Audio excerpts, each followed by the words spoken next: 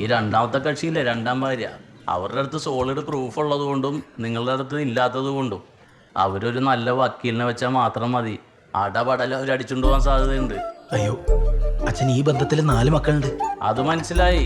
ഇവിടെ 4 അവിടെ 1. അതാ ഞാൻ പറഞ്ഞത്. അവരൊന്ന് മനസ്സ് വെച്ചാല് അവര് മാത്രമാണ് ലീഗൽ ഭാര്യയെന്നും നിങ്ങളൊക്കെ സെക്കൻഡറി ആണെന്ന് തെളിയിക്കാൻ അവർക്ക് പറ്റും. അല്ല, അപ്പൊ ഈ 10 വർഷത്തിന് മേലെ ഒരുമിച്ച് ജീവിച്ചതും DNA ടെസ്റ്റും അതിലൊന്നും കാര്യമില്ലേ? 10 വർഷം ഒന്നിച്ച് ജീവിച്ചെങ്കിൽ അച്ഛന് കൊള്ള രേഖയൊന്നുമില്ലല്ലോ, തെളിവാണ് വേണ്ടത് ഇവിടെ.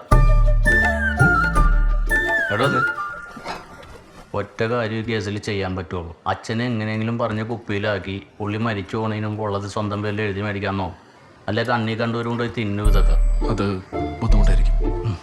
ആ, അത് ബുദ്ധിമുട്ടാണെങ്കിൽ പിന്നെ ഇപ്പോൾ വേറൊരു പരിപാടിയുണ്ട്. ഈ പട്ടി വൈക്കോലി കയറി കിടക്കുന്നത് കേട്ടിട്ടില്ലേ? തിന്നയില്ല തീറ്റിക്കയില്ല. ആ ഒരു പരിപാടി നമുക്ക് പിടിക്കാം. പക്ഷെ അതിലൊരു കാര്യമുണ്ട്. നിങ്ങൾക്ക് ഈ സ്വത്ത് വന്ന് ചേരുമ്പോഴേക്കും കുറേ കാലതാമസം പിടിക്കും. ചിലപ്പോൾ നിങ്ങളുടെ കാലശേഷമൊക്കെ ആയി പോകും. കുഴപ്പമുണ്ടോ? അയ്യോ, ഞങ്ങളുടെ കാലശേഷം പിന്നെ സുപ്രീം കോടതി വരെ പോകും. ഇത് ആർക്കും കിട്ടാത്തൊരു പരിപാടിയാണേ. ഞങ്ങൾ എന്നാ പിന്നെ ഒന്നുകൂടെ ഒന്ന് ആലോചിച്ചിട്ട് പോയിട്ട് വരാം. മതി ആലോചിച്ചിട്ട് മതി. അച്ഛനെന്ന് ആലോചിച്ചെങ്കിൽ പ്രശ്നമൊന്നും ഉണ്ടാവില്ലായിരുന്നല്ല. ആലോചിച്ചിട്ട് ചെയ്താൽ മതി. പിന്നെ മറ്റേ പാർട്ടിൻ്റെ അടുത്ത് വരണമെങ്കിൽ ഞാൻ അവരുടെ കൂടെ നിൽക്കും. എന്താണെന്ന് വെച്ചാൽ അവരിൽ പേപ്പർ ഉണ്ടല്ലോ, ജയിക്കാൻ സൗകര്യം അതാണ് എനിക്ക്. പിന്നെ നിങ്ങളുടെ ഈ മൂവ്മെൻറ്റ് അവരറിയാൻ നിൽക്കണ്ട. ഞാനൊരു കാര്യം പറയാം. നമ്മുടെ പാറേപ്പറമ്പിലെ തോമാച്ചാൻ്റെ അവൻ ജിബി ഇല്ലേ?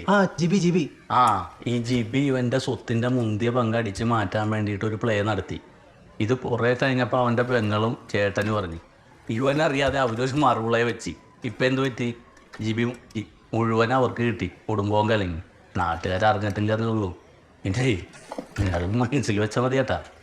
പുറത്ത് ആരോടും പറയല്ലേ. നിങ്ങളായോണ്ട് ഞാൻ ശ്രദ്ധപ്പെടുത്തിയെന്ന് മാത്രം. ഇതൊക്കെ അനുഭവമുള്ളതുകൊണ്ട് പറയണതാണ്. ഇതുപോലെ അച്ഛന്മാർ പലയിടത്തും ചെന്ന് കയറിയതിൻ്റെ ഫയലുകളാണ് ഈ പുറകിലിരിക്കണ.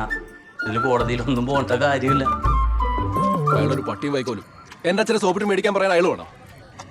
വേറൊരു കാര്യമുണ്ട് ശശിയേട്ടാ. അയാൾ പറഞ്ഞ പോലെ വീട്ടിൽ വെച്ച് ഇനി ഡിസ്കഷൻ വേണ്ട. വെറുതെ നമ്മളായിട്ട് എന്തിനാ ഓരോ ഐഡിയ ഇട്ട് കൊടുക്കണേ. എന്നാലും ആ ജിബിയുടെ വീട്ടിൽ ഇങ്ങനെയാണെന്ന് ആരെങ്കിലും കണ്ടാ പറയോ അല്ലേ? അതിപ്പോ നമ്മുടെ വീട്ടിൽ ഇങ്ങനെയൊക്കെയാണെന്ന് കണ്ടാ പറയോ? അല്ല അതുമില്ല.